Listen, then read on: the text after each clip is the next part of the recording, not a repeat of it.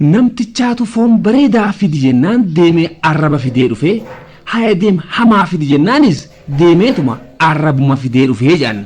Maaliif jennaaniin hawaa tolchuus isaa haballeessuus isaa tanaafi jeeyan. Dhugaasaati akkamitti akkaan itti uumamerraa akkaan itti himameetu bakkaan haqee jette jedhanii dubbiinu. Eegaa hofte jennaan cabxeenis wanni ibsitu tanumaami.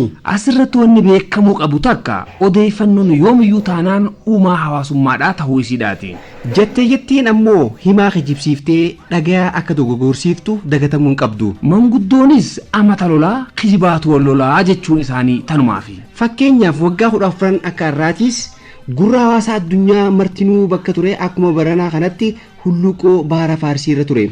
Gaafas fulaan oduu addunyaadhaa Buush guddichaa fi Saadaam Huseen hoggaa taatuu jetteedhaan meeqaantametu biyya biyyatti gama bahee osoo walitti falmuu arraataa warreebe.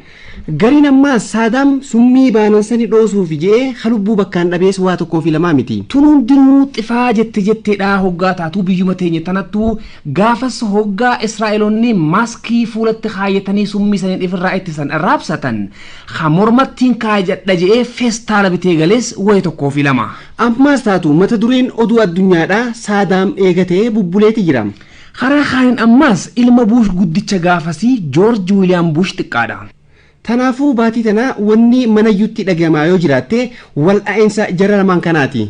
Irra guddaan dakkanii qabeenyaatii fi murruqii namaarraa diilallaayeti lola balaaleffata. Gariin ammoo akkuma itti fakkaatteetti tokko tumsee biyyan beeyne yaada. Waan warri waarii haasa'u ijoolleen waareedhaan baati jedhaniimi gurguddaa dhiisiiti ijoolleen lidhaatu Buushii fi Saadaam jee gama bahee.